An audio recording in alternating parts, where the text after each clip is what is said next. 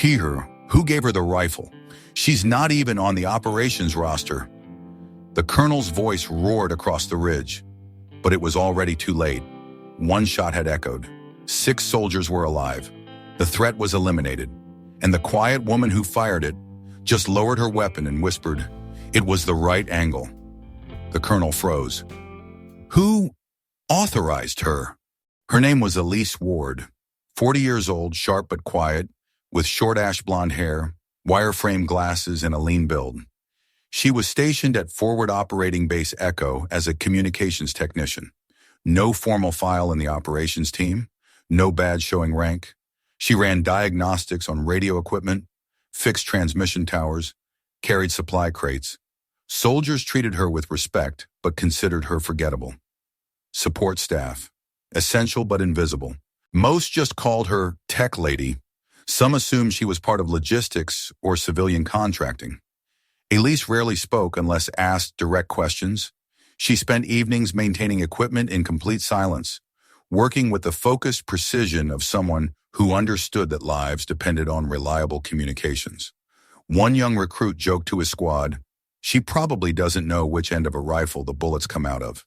His buddies laughed, but none of them noticed that Elise always marked wind patterns on terrain maps, despite nobody asking her to. She had no barracks roommate, made no calls home, kept no personal photos on her desk. When asked about her background, she'd say simply, "I fix things that break." Once a radio officer asked if she'd ever been under fire. Elise paused in her work, smiled faintly, and replied, "Once or twice." What the soldiers didn't know was that Elise had specifically requested assignment to this base after seeing a particular location name in field reports. Echo 9 Ridge. That ridge held memories. Bad ones. She'd been there before, under different circumstances, with a different identity. When Echo 9 was mentioned in briefings, her jaw would tighten almost imperceptibly, but she never said anything. Never volunteered information about her familiarity with the terrain. To everyone around her, she was just the quiet tech who kept their radios working and stayed out of the way during tactical planning. They had no idea that she listened to every briefing, memorized every patrol route, and studied every threat assessment with the attention of someone who'd once been responsible for keeping soldiers alive in much more dangerous circumstances. And they definitely didn't know that she'd been tracking sniper activity in the region for weeks, noting patterns that the intelligence reports were missing. Because sometimes the most important observations come from people nobody expects to be paying attention. Comment quiet observers if you know that the most dangerous person in the room is often the one nobody notices. A squad of 6 soldiers was assigned to install communication uplinks on Ridge Echo 9, a strategic high point perfect for drone relay operations. Standard protocol, routine mission. Intelligence reported no active threats in the area, just escort duty and technical setup. Elise volunteered to accompany the mission, claiming she needed to test transmission strength on location and verify equipment compatibility. The squad leader approved without much thought. Having the tech specialist along made sense for a communications installation. Halfway through the setup process, just as the final uplink was being mounted, the first shot cracked across the valley. Sharp, precise, professional, a sniper. Well-positioned, well-trained. The squad's point man dropped immediately, hit center mass. Another soldier screamed as a bullet tore through his shoulder. The squad leader called frantically for immediate extraction, but air support was 20 minutes out. No cover available for that long. The terrain offered minimal protection, just scattered rocks and supply equipment. The remaining soldiers scrambled for whatever cover they could find, but the sniper had clear sight lines from multiple angles. Another shot rang out, barely missing the medic who was trying to reach the wounded. Elise crawled calmly behind a supply crate, her eyes already calculating distance, wind speed, and trajectory angles. She turned to the squad medic. "Is that a designated marksman rifle in the equipment truck?" The medic hesitated, confused by her calm tone. "Yeah, but it's locked down. That's not for—" "Open it. You're not authorized to handle weapons." "I don't need authorization. I know this wind pattern." The medic looked at her strangely but fumbled for the equipment keys as another shot impacted near their position. Elise moved to the truck with practiced efficiency, unlocked the weapon case, and withdrew a suppressed DMR with scope attachment. She checked the action, adjusted the scope for 300-meter range, and settled into a firing position that would have impressed any infantry instructor. "What are you doing?" the squad leader hissed. "My job," Elise replied quietly. She studied the opposing ridge through the scope, reading wind indicators from grass movement and dust patterns. Her breathing slowed to the rhythm of someone who'd done this countless times before. The enemy sniper fired again, and the muzzle flash gave away his exact position. Elise adjusted her aim point 2 degrees left to compensate for crosswind, elevated slightly for the uphill angle, and squeezed the trigger. One shot. Clean. Precise.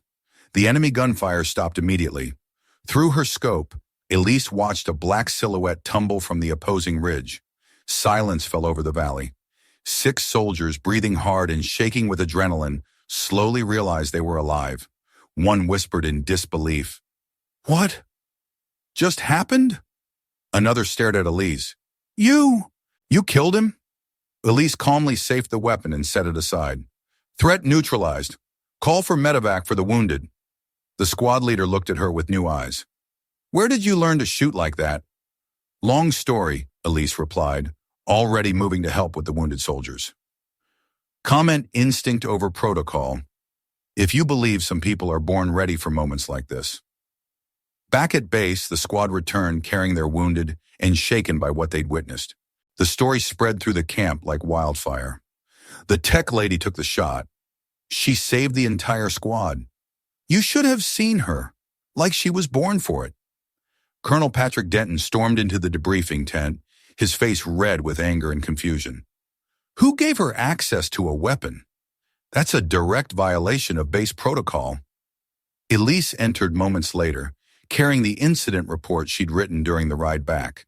The colonel turned on her immediately. "Ward, who authorized you to discharge a firearm?" Elise placed the report on the briefing table. "There was no time to request authorization, sir. 6 lives were in immediate danger." The colonel's voice rose. "That's not your decision to make. You're not combat personnel. You're a technician." Sergeant Malik, the squad leader who'd witnessed the shooting, stepped forward. "Sir, with respect, if she hadn't fired that shot, we'd all be dead. I watched her compensate for wind and elevation like she'd been doing it her whole life." Private Chen, one of the soldiers who'd been saved, added, "She took that shot like a ghost, sir. Perfect form, perfect execution." The colonel approached Elise, his expression shifting from anger to intense curiosity. "What's your actual background? I've reviewed your file, and there's no record of advanced marksmanship training." Elise hesitated for a moment, then slowly rolled up her left sleeve, revealed beneath the fabric a faded tattoo of an obsidian triangle with a raven clutching a lightning bolt. The insignia of Sigma 4, Ghost Signal, an elite sniper division that had been classified beyond official records. Every person in the tent went silent. The colonel's voice dropped to a whisper. Sigma 4 was shut down 10 years ago. Officially disbanded after Operation Hollow Crest, Elise finished quietly. We weren't supposed to exist. When the operation was compromised, survivors were given new identities and reassigned to non-combat roles. Sergeant Malik gasped, "Your Ghost Signal? You're one of the legends?" Elise shook her head. "Not anymore. Just someone trying to make useful what's left of old skills." The colonel stepped back, processing the implications. "Your shot saved Echo 9 Squad. Then why am I being reprimanded for it?" Long silence filled the tent. The colonel looked around at the faces of the soldiers Elise had saved, then back at her weathered tattoo, then at the incident report that documented a textbook precision elimination. Slowly, deliberately, he came to attention and rendered a full military salute. "You weren't authorized," he said formally. "You were right." The rest of the soldiers in the tent immediately stood and saluted as well. Elise returned the salute briefly, then said quietly, "Permission to return to my duties, sir." "Granted." "And Ward?" "Yes, sir." "Thank you." But that evening, Colonel Denton called a private meeting with his senior staff. "We need to talk about what happened today, and we need to figure out how many other technicians on this base might be more than they appear. Because the truth was becoming clear. In a world of classified operations and hidden identities, you never really knew who was sitting next to you in the mess hall. The quiet person fixing your radio might once have been the deadliest sniper in the military. The unassuming support staff might be the difference between life and death when everything goes wrong. And sometimes breaking protocol is the only way to save lives. Comment, hidden warriors, if you believe heroes often hide in plain sight. 3 days later, Elise submitted a request for reassignment to another base. Her reason: communication relay installation completed successfully. The SAVE squad members tried to convince her to stay. You belong out here with us, not behind a desk fixing radios. She smiled at their earnestness but remained firm in her decision. One shot was all I had to give. It's time to move on. That night, she packed her few belongings into a single duffel bag. She left a handwritten note on her workbench. The equipment is calibrated correctly. The next technician will find everything in working order. Take care of each other. Colonel Denton found her at the transport vehicle the next morning. Ward, I've been thinking, we could use someone with your background on our tactical team. With respect, sir, I'm more useful when people don't know what I'm capable of. When they just see a technician, they talk freely around me. I learn things that briefed officers never hear. The colonel nodded slowly. You're saying you prefer to work undercover? I'm saying that sometimes the most important protection comes from people nobody suspects are providing it. She climbed into the supply truck that would take her to her next assignment. As the vehicle pulled away, Sergeant Malik called out, "Hey! We never got your real name." Elise looked back through the rear window and just smiled. 2 weeks later, Colonel Denton received an unmarked envelope containing detailed intelligence about sniper activity in 3 nearby sectors. The analysis was unsigned, but the tactical insights were remarkably sophisticated. A month after that, another base reported that their new communications technician had prevented an ambush by spotting irregularities in enemy radio traffic patterns. 6 months later, a third base credited their support staff with identifying and neutralizing a security threat that intelligence had missed. The pattern became clear to those who knew what to look for. Elise Ward was still out there, still protecting soldiers, still working in the shadows. A small memorial plaque appeared in the Echo 9 tactical room. 6 souls returned, 1 ghost remained. Below it, an unsigned edition in careful handwriting. The best guardian is the one nobody knows is watching. Comment, guardian angels. If you believe the most important protection comes from people we never see coming, sometimes it's not about orders, ranks, or official authorization. Sometimes it's about instinct, about one shot, one decision that saves everything. Elise Ward didn't wait for permission.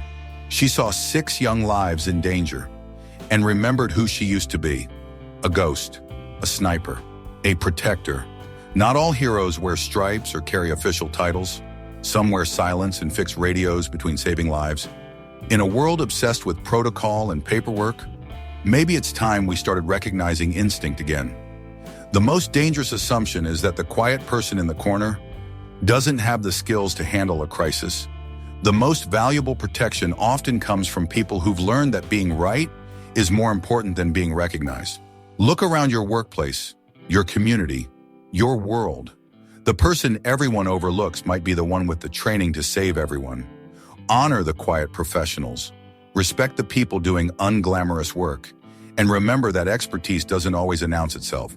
Sometimes it just shows up when you need it most. Comment, she spoke through action. If you believe the right shot at the right time is worth more than all the authorization in the world,